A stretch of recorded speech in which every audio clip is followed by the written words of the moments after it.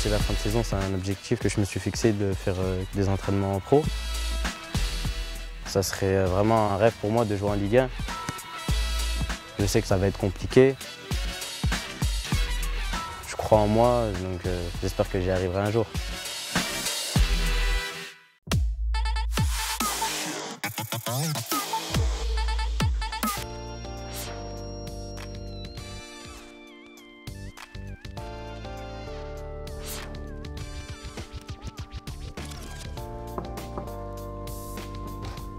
Salut Yanis, Ça va? tu vas bien? Ça va et toi? Bah ça va, mais je m'attendais à te retrouver à Dijon. Finalement, on est à Dole.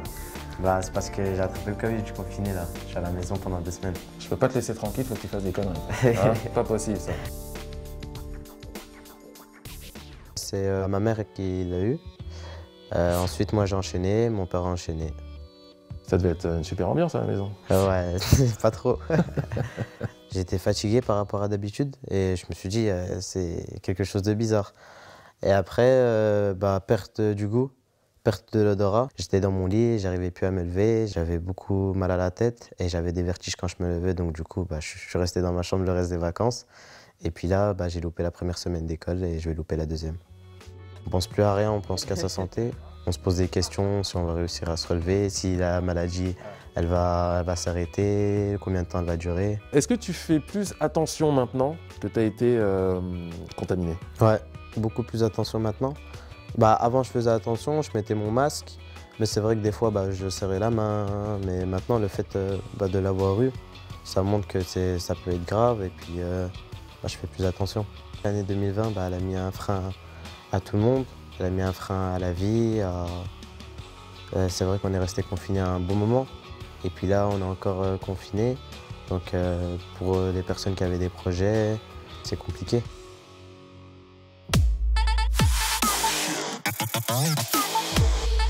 Qu'est-ce qui est le plus ennuyeux avec le confinement? C'est de rien faire. Combien de fois par jour tu oublies ton masque pour sortir? Une seule fois? Combien de fois tu te laves les mains? 5 fois. C'est tout? C'est bien déjà.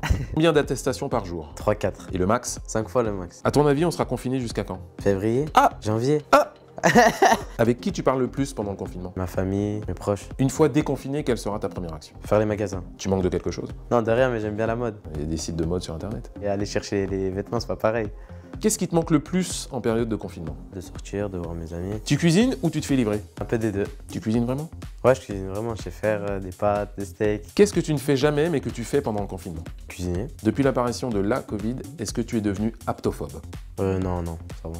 Ah, tu sais ce que ça veut dire aptophobe? Ouais, ça veut dire avoir peur de serrer la main. Bravo.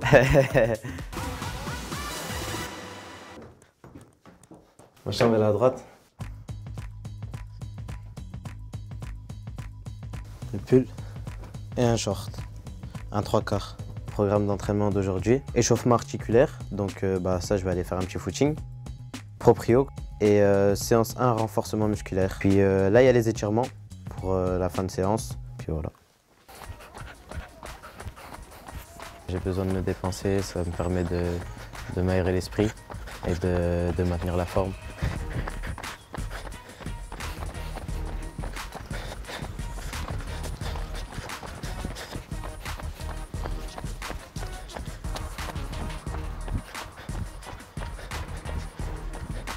Les exercices aujourd'hui c'était échauffement, ensuite renfo. On est parti au synthétique et on a fait un petit peu de traction, pompe, squat.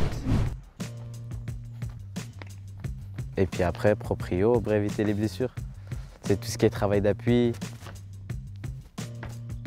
C'est un peu comme la marelle.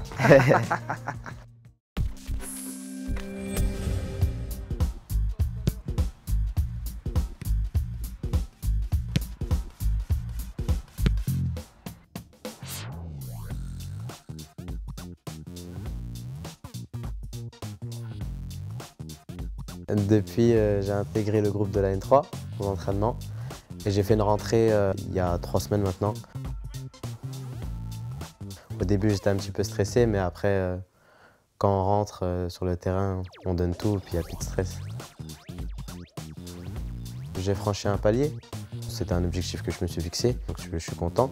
Mais après, il ne faut pas s'arrêter là, il faut continuer. Le club me fait confiance, les coachs me font confiance aussi. Donc c'est à moi de leur rendre et d'être performant sur le terrain pour continuer à franchir des caps et rester dans le groupe N3.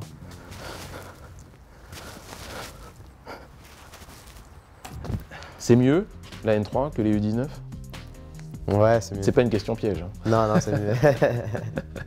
En termes d'intensité, en termes de niveau, le jeu, c'est pas le même.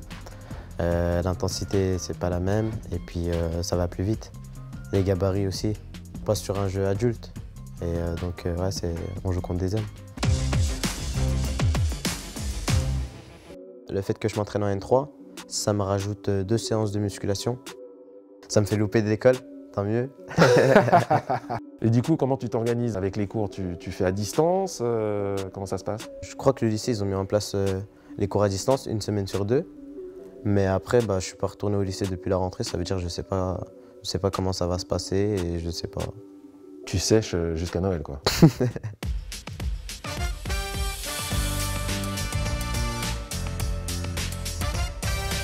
Désormais, puisqu'on est en reconfinement, il n'y a plus de matchs de compétition pour toi. Tout est annulé. Même les matchs amicaux, ça ne peut pas être joué. On va essayer de progresser avec que les entraînements. Les maillots avec lesquels j'ai joué en sélection, c'est le maillot bleu. Celui-là, c'était contre l'Italie. Et puis là, il y a le maillot blanc. Le maillot blanc, c'était contre le Paraguay. Et le meilleur souvenir des deux, c'est lequel? Les deux matchs, on a gagné. Donc les deux, c'est des bons souvenirs. J'étais convoqué en équipe de France pour une double confrontation contre l'Allemagne. À cause de la crise sanitaire, ça a été annulé.